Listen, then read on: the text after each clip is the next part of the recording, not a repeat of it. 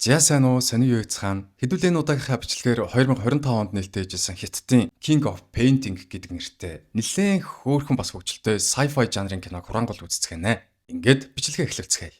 Манай энэ удаагийн бичлэгийг олон улсын спортын чиглэлээр үйл ажиллагаа явуулдаг компани хамтран үргэж байна. Хамтран ажиллагч байгууллагын талаарх дэлгэрэнгүй мэдээллийг сэтгэгдэл хэсэгт байршуулсан тул сонирхож байвал сэтгэгдэл хэсэг рүү орж үзээрэй. Мөн манай сувгийн Dairy Caps гэсэн урамшууллын кодыг ашиглаад урамшуулал авах боломжтой.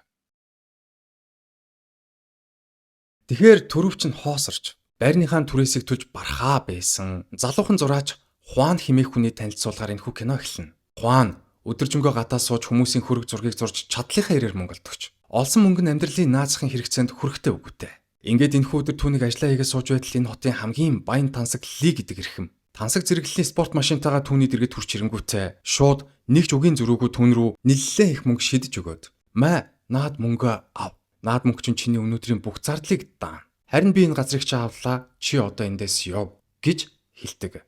Тэгтэл Хуан шидэж өгсөн мөнгийг нь газраас аваад дараад нь түүний дэргэд сууж явсан Маша эмээх нэртэй нэгэн бүсгүйг олж харна. Уг нь энэ бүсгүй нэрийг Маша биш харин Шаша гэдэг. Даанч Шаша гэж дуудыг гэхээр жаахан эвгүй санагдаад байгаа болохоор Маша гэд нэрлэлсэн. Хуан энэ Машаг харангуйтаа түүнээс багт зэрэг ичид сандраад гэрлүүгөө яраа явдаг. Учир шалтгаан нь Маша болон Хуан хоёр хоорондоо үерхдэг хосууд байсан. Даанч Баян эрхэмлий тэдний дундуур орж хосуудыг салгаад Машаг нь өөрийн болгосон юм байна лээ. Тэгэд Баян эрхэмлий Хуаныг явсны дараа Маша тандан "Чи минь зөв сонголт хийсэн. Чи намайг сонгосноор өнөөдөр миний дэргэд тансаг машин дотор сууж байна шүү дээ. Хэрвээ тгээгүү бол чи өнөөдөр түүний дэргэд түүнтэй л хамт байх байсан. Би чамд чиний сонголт үнэхээр зөв байсан шүү гэдгийг харуулахын тулд албаар чамайг энэ газар дагуулсан ирсэн юм аа" гэж багталтайгаар хэлдэг. Харин Хуан тосгондоо буцаж ирээд тосгоныхоо нэлээд нэр хүндтэй нэгэн галерей эзэн Зоо гэдэг хүний ажил дээр очиж түүнтэй уулзаад "Одоо зохион байгуулах байгаа уран зургийн үзэсгэлэндээ намайг оролцуулаач. Миний зурсан зургуудыг ивэнтэд хийжээ" гэж гойтол Зоо түүний хариуд "Чиний зураг зурна гэж яг юу байсан? Чиний зурсан зургууд бол бүхэлдээ хог шар. Харин чи зураг мураг гэж шал дэмий хөвцөлдөж явахын оронд эртнээс жинхэнэ ажил олж хий заа юу" гэдэг. Галерейгаасаа хөөж гаргадаг.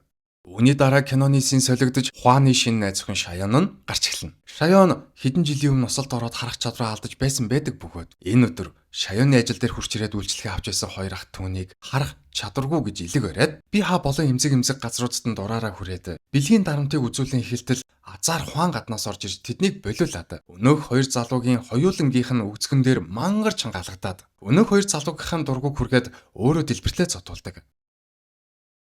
Инхүү дэлб зодуулсан Хуан найз охин Шаяноороо гэртээ хөргүүлж ирдэм байжээж надад битгий санаа зовоо. Би өстө алсан ш тэр мөн хоёрыг гэж худлаа томорчоод Шаянд зориулан худалдаж авсан өндөр өсгөтэй гутлыг гаргаж ирээд түнд өмсөөлдөг. Тэгтэл Шаян баярлаад Хуаныг тэрж хамтдаа хэсэг бүжиглээд улмаар түүний урал дээр үнсэх гэтэл хажуунаас нь нэг хүн дурж хосуудыг сатаар болно. Учир нь эдний гэрт Хуаны дотны сайн найз Мемфа төр зур хамтдаа амьдрахаар ирсэн байдаг ба. Шаян Мемфаг эдний гэрт байгаа гэдгийг мэдэнгүүтээ түүнээс ичээд яард сандарсаар гэрлүүгээ гардаг бол Хуан Мемфаг дагуулж гадагшаага гараад хэдэн шил пив хамтдаа ууж тэнцэнэ тасарч унтацгаан. Ингээд яг шүн дундын үед Хуан нэг содон чимээ олсонсоод нүдэ нэгэд харвал яг түүний толгой дээгүр хайр гаригийн хүлэг нисэж байх нь тэр. Хуан сандарч Мемфаг сэрэх гэсэн боловч Мемфас сэрсэнгүү. Харин хайр гаригийн хүмүүс хөлгөөсөө гарч ирцгээгээд ямар нэг юм хайж ба гэлтэй эдний тосгоноор алхаж эхэлнэ. Мэдээж хэрэг хайр гаригийн хүмүүсийг харсан хямгаач бай. Гар утсаа гаргаж ирээд тэдний зургийг авах юм уу? Аль эсвэл бичлэгийг нь хийнэ гэдэг тодорхой. Хуан яг энэ алтан дүрмээ бариад хайр гаригийн хүмүүсийн зургийг авахар дөхөж очиод утасныхаа камерыг асаах үедээ давхар гэрлээ асаагаад хайр гаригийн хүмүүсийг зочоогоод тэднийг зүгтаа алгадаг. Хэдийгээр хайр гаригийн хүмүүс зүгтсэн ч гэлээ гэсэн гартаа барьж явсан харандаа шиг хэлбэртэй нэг юм орхиод зүгтдэг. Хуан тэр харандаа шиг зүйлийг нь олж аваад яг л өөрийн эд тогшил мэд өөрийнхөө тогшилтойгоо нийлүүлнэ.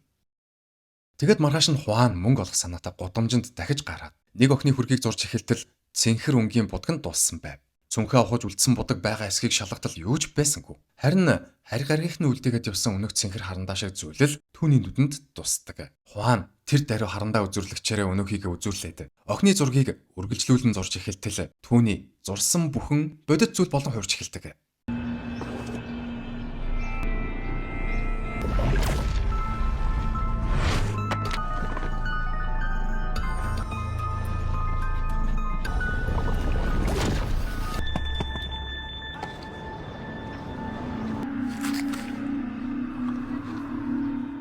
Ингээд сандарсан Хуан найз Мемфагаа дагуулж гэрлүүгөө гүйж ирээд Өнгөрсөн шөнийн болсон үйл явдал буюу харь гаргийнхны талаар. Мөн саяхан болж өнгөрсөн үйл явдал буюу зурсан зургнууд нь бодит болж хувирсан талаар хэлээд өнөөх алин болон жижиг чулууга хамтдан үзүүлтэл Мемфа. Би завгүй штэ чи яг яах гээд байгаа юм бэ? Чи надад итгэхгүй байгаа мүү? Тэгвэл чи надад нэг юм хэл. Би түүний шин зураад өгье. За яах вэ? Тэгвэл чи надад алтан голдмай зураадаг.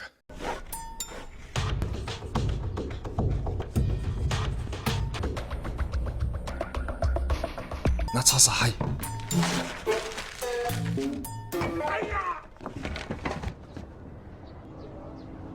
Ингээд манай хоёрыг цонхороо доошо цохуутал. Эдний байрны эзэн хэн миний толгойг тоосоор оноод хагалчваа. Та муу хоёр миний дээрээс тоосох шийдсэн үү гэж хэсэг орилоод толгой дээр нь тоосох биш харин алтан голдмаа унсан болохыг олж харангуйтаа тэр дороо чив чимээгүй бас зөв зүгээр болж хувраад алтан голдмаагаа аваад алга болж өгнө. Үнийг харсан Мемфагийн нүд нь орой дөрөө гарч иргэлдээд сая л нэг юм Хуаны хэлсэн үгэнд нь итгэж дахиад нэг алтан голдмаа зур. Гэхдээ одоо бүр илүү том алтан голдмаа зураарай гэж хэлээд Хуанаар том алтан голдмаа зуруултал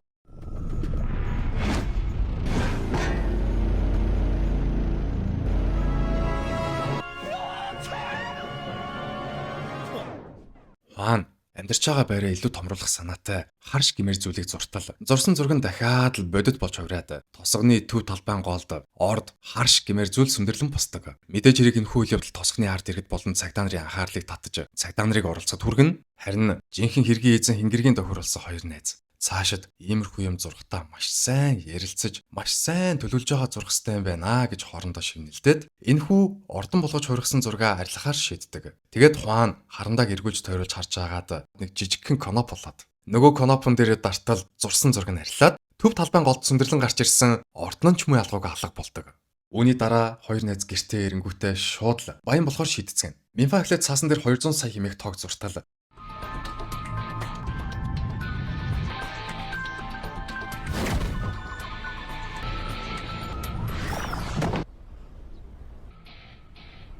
Хуан бодит харагдцаар нь зураад үзье гээд 200 сая юаныг зуртал өнөөх зураг нь дахиж бодит болж хувраад эдний гэрт багтахааргүй их бодолтой мөнгнүүд гарч ирнэ.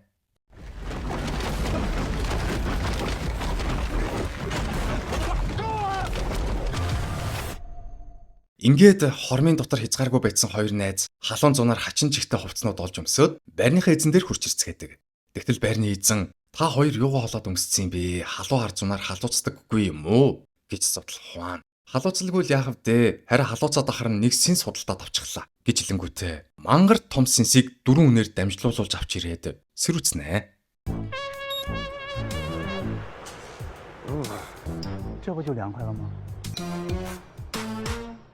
Үүний дараа баян эрхэмлэлий. Найз бүсгүй маашаага дагуулчихсан. Хотын цахад баригдаж байгаа тансаг зэрэглэлийн үйл хөдлөлгүүдээс худалдаа авалтаа хийх гээд сонголтоо хийж буй дүр зураглал гардаг. Гэвч хотын цахад баригдаж байгаа тансаг зэрэглэлийн үйл хөдлөлгүүд арай л дэндүү үнэтэй байсан тул баян эрхэмлэлий худалдаа авалт хийж чадлагүй. Найз бүсгүй маашаага дагуулад буцаж гарахаар болдог. Тэгтэл яг энэ мөчөд манай хоёр гаднаас туслахуудтайгаа бөөн дуу шуу чимээ шуугаан болсоор орж ирээд хамгийн үнэтэй хоёр үйл хөдлөлгийг нь шууд бэлэн мөнгөөр худалдаж авцгаадаг.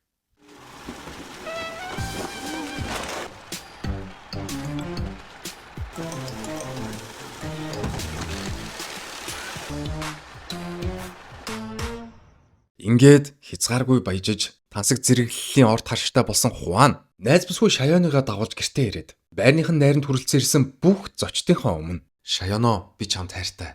Надтай гэрлээч" гэж хэлтэл Шаяон түүний гэрлэх саналаас нь татгалзаад гадагшаага гарч явдаг. Тэгтэл Хуан түүний араас дагаж гарч ирээд яагаад гэрлэх саналыг нь хүлээж аваагүй болохыг асуудал. "Шаяон, чи бол баян хүн. Чи баян юм чи ямар ч эмэгтэй хүнтэй хамтдаа байх боломжтой шүү дээ. Тийм байж одоо над шиг юмар яах гэсэн юм бэ?" гэж хэлтэл Хуан "Үгүй ээ, чи буруу ойлгосон байна. Би ерөөсө баян хүн биш. Энэ бүхэн бүгдээрээ харь гаригийн шидэд харандааны ач тус. Ер нь би чамд бүгдийг нь эхнээс нь тайлбарлаад өгье" гэж хэлээд болж өнгөрсөн бүхнийг нэг нэгэнгүү ярьж өгдөг.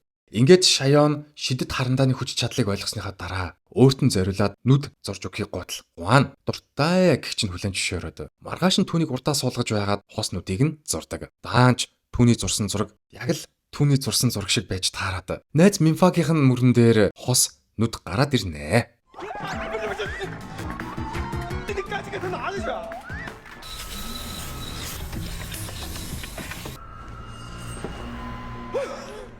Энэхүү бүтлгүүтлийн дараа хоёр найз хүний эд эрхтэнг салгаж зураад ер нь дими юм байна. Бүхлээр нь зуръя. Шаяоныг нүдэ нэгэ зогсож байгаагаар нь зуръя гэж ярилцаад тасралтгүй 5 цаг зурсны эцэст Шаяон хараа ордог.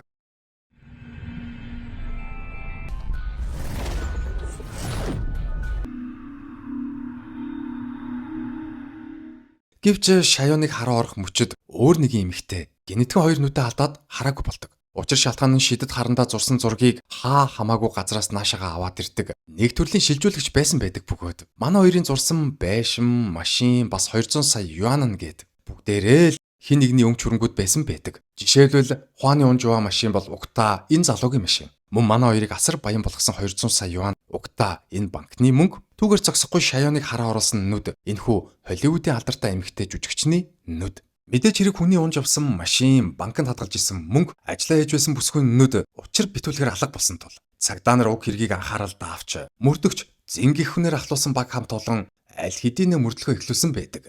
Харин энэ бүхний талаар огт ойлголтгүй яваа манай хоёр уран зургийн галерей ажилладаг зоогийн ажил дээр ирж түүнтэй уулзаад удахгүй зохион байгуулах байгаа уран зургийнх нь үцэглэнг 5 сая юанаар худалдаж аваад Хуан өөрийнхөө уран зургийн үцэглэнг гаргахаар болдог. Ингээд уран зургийнхаа үцэглэнг нээх боломжтой болсон Хуан энэ тухайгаа олон нийтэд зарлж хэвлэлийн баг хурал хийтэл баян эрхэмлий түүнийг нь олж сонсон гутаа улмаар цагдаагийн газар руу залгаж мөрдөгч зинтээ яриад мөрдөгчөө та банкнаас алга болсон их хэмжээний мөнгө хайж байгаа гэлөө. Тэгвэл надад нэг сэжүр байна. Би саяхнаас учир битүүлгээр баяжсан нэг хүнийг мэднэ. Түүний нэрийг Хуан гэдэг. Гээд матаж өгнө. Хуан уран зургийн үцэглэнгээ гаргаад зурсан зургнуудаа дуудлага худалдаагаар худалдааж байтал хоёр мөрдөгч ирж Хуан болон Минфо хоёртой уулзаад та хоёр унж яваа машинуудаа яаж авсан бэ? Бас нэг ч удаа бизнес хийж үзээгүй хүмүүс яаж ингэж баяжсан юм бэ? Гээд байцаалтыг авч эхэлтэл Минфагийн сэргэлэн зан нь хөдлөөд мөрдөгчөө бид хоёр юр бусын чадвартай юм л да. Хэрвээ та яг одоо хүсэж байгаа зүйлээ хэлэх юм бол бид хоёр биелүүлээд л өгнө. Та ер нь юу хүсэж байна түүнийгээ хэлчих. Хариуд нь бид хоёр өөрсдөө батлаад өгөө хэмээтэл мөрдөгч. Тэгвэл Феррари би Ферраритай болмоор байна гэж хэлдэг. Үнийг нь сонссон манай хоёр болно тэгэлгүй яах вэ? Гэхдээ бид хоёр хүмүүсийн нүдэн дээр хүч чадлаа ашиглах боломжгүй. Та хоёр түрхэн гарч байгаа ч тэхүү гэж хэлээд өрөөнөөс гарангуудаа шидэд харандаагаараа гялс Феррари зураад час улаан цоо шин Феррариг цагдаа нарт хүлээлгэж өгөөд өөрсдийгөө хүсэл биелүүлэх чадвартай хэмээн итгүүлээд гэрлүүгээ харьцаадаг. Гэлээ гэсэн ч цагдаа нар манай хоёрыг сэжгэлж араас нь дагаад яг гэрийнх нь үдэнд хурч ирэнгүүтээ машин дотроо хоццгаадаг. Мөн үнтэй зэрэгцсэн Хуаны хуучин найз бүсгүй болох Маша баян тансаг найз залуу Лидэ нэлээд зодуулсан байрын царайтай Хуаны гэрт ирж Хуантай уулзаад Хуанаас уучлалт гунгуудаа маргааш төрсөн нутаг руугаа буцах төлөвлөгөөтэй байгаа гэдгээ хэлдэг. Түгээр зогсохгүй Маша тасралтгүй вино ууж уйлаад байсан тул Хуан ч муу ялгаагүй түүний виноноос нь хамтдаа уугаад зүгээр дээ чи өөрийгөө бити буруутга. Харин чи намайг уучлаарэ. Энэ бүхэн бүхэлдээ миний буруу. Би л өөрөө ойлгохтой найз залуу байж чадаагүй гээд яг л Маша шиг өөрийгөө буруутгаж бүр сүүл рүүгээ нилээн согтоод цэфэ онгойлгонгуудаа дотроос нь шидэд харандаагаа гаргаж ирээд. Энэ бол харь гаригийн шидэд харандаа. Үүгээр зурсан бүх зүйлс бодит болж хувирдаг. Миний одоогийн бүх амжилтын нууц өртөө л энэ гээд бүх нууцаа Машад дэлгэж орхидог. Гэвч Машагийн ингэрт лигийн нуусан нууц камер нь тогтмол явж байдаг бөгөөд лийч мэ ялгаагүй Хуаны нууцыг нь олж мэднэ. Ингээд маргааш нь Хуаныг унтаж байтал гэртэн цагдаа нар ирж түүнийг сэрээгээд мөрдөгч Хуанд хандан өчигдөр чиний бидэнд бэлгэлсэн улаан Феррари чи угтаа бол олон улсын автомашины үзэсгэлэн худалдаан дээрээс учир битүүлэхээр алга болсон машин юм байна лээ штэ. Бас чиний тогтмол үрээд байгаа мөнгө чин угтаа бол банкнаас учир битүүлэхээр алга болсон мөнгө. Ер нь яг юу болоод байгаа юм бэ чи зүгээр үннээ хэл гэж хэлтэл Хуан бүр ихнээс нь болж өнгөрсөн бүхнийг нэгнгүй ярьж өгöd. Хамгийн гол нь шидэд харандаагаар зурсан зүйлс шилжиж ирдэг байсан гэдгийг ерөөсөө мэдээгүй. Өөр хүмүүсийн өмч хөрөнгө байсан гэдгийг үнэхээр мэдээгүй гэд хамаг үннээ хэлнэ. Гэтэл цагдаа манай улсын хуулинд ид шидтэй холбоотой ямар нэгэн ял шийтгэл байхгүй. Та гурав ямар ч ял шийтгэлгүй өнгөрнө. Тийм болохоор зүгээр л харандааг бидэнд хураалга гэж хэлээд шидэд харандааг хурааж авахар болдог. Үнийг нь сонссон Хуан Сефэ нэгээд үцтэл харандаа дотор нь байсангүй. Учир нь Ли өнгөрсөн шөнө эдний гэрт хурч ирээд Сефиг нь нууцаар онгойлгож шидэд харандааг нь хулгайлаад Машагаа дагуулад явсан байв. Тэгтэл мөрдөгч Зин өнгөрсөн шөнө эдний гэрийн үдэнд Литэй тааралцсан гэдгээ гинэтгэн санаад Лигийн араас хөдөлдөг. Үүний дараа киноны син солигдож шидэд харандаатай болсон Ли өөртөө зориулан шинээр амьдрах орон сууц болон шинээр үерхэх шин найз охиноо зурж буй дүр зураглал гардаг. Тэгтэл яг л түүний зурснаар эртний хаадын ордон сүндэрлэн босч. Дараагаар нь Хиттийн гоо бүсгүй шалгаруулах тэмцээний тэргүүн байрны шагналтай мис охин хүртэл гарч ирдэг.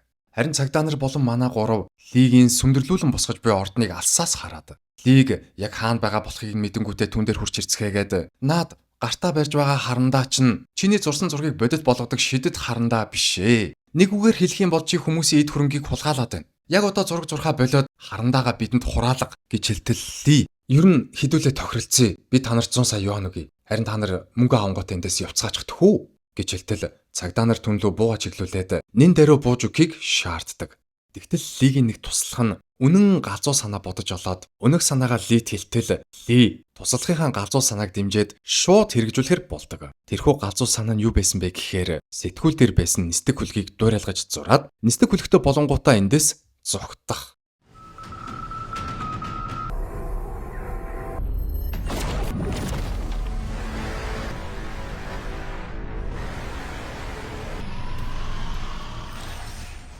Ингээд нисдэг хөлөгтэй болсон Ли болон түүний тусалхууд яг яаж хөлөгтөө орж суух учраа олж чадан зогсож байтал энэ хөлгийн жинхэнэ эзэд нь болох хайр гаригийн 3 хүн уур уцаартай ирээд өөрсдийнхөө харандааг нэгтэг. Тэгтэл Ли харандааг нь харамлаад шинээр нэг танк зурангуудаа танкын дотор орж суугаад хайр гаригийн хүмүүстэй тулалдах гэтэл нэгдүгээрт Ли болон түүний туслахууд танкийг жолоодож чадахгүй. Хоёрдугаарт хайр гаригийн хүмүүс угаасаа хэтэрхий хүчтэй байсан тул танкных нь хошууг хойшоогоо нугалж буудах боломжгүй болоход Ли болон түүний туслахуудыг танкнаас гаргаж шидээд ямартайч өөрсдийнхөө төхөөрөмжийг буцааж авдаг.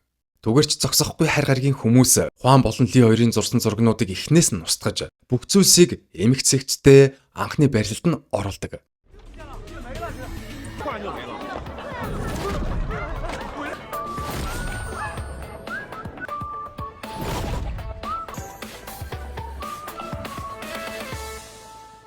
Ийхүү бүх зүйлсийг эмгцэгцтэй барилд нь оруулж өгсөн хайр гаригийн хүмүүс өөрсдийг нь барьж авахар бүслэлтэд эхлүүлж байсан цагдаа нараас зүгтаагаад харавсан сум шиг алга болдог. Тэгтэл Лич маялгаагүй хоёр туслахаа дагуулаад зүгтах гэтэл цагдаа нар харин энэ гурыг юу гэж зүгээр явуулах уу? Гурванг нь гавлаад цагдаагийнхаа машин руу чихнэ. Үүний дараа киноны мэн төгсгөлийн сэн гарч эхэлдэг бөгөөд энэхүү үйл явдлаас хойш 2 эсвэл 3 жилийн дараах үйл явдал нь гарчаа. Хуан Шаян 2 гэр бүл болж хүүхэдтэй болцсон. Хуан өөрийн гэсэн уран зургийн дэлгүүртэй болцсон. Шаян хараа ороод 2 нүдтэйгээ харагдсанаар энэхүү кино маань өндөрлөлтөө.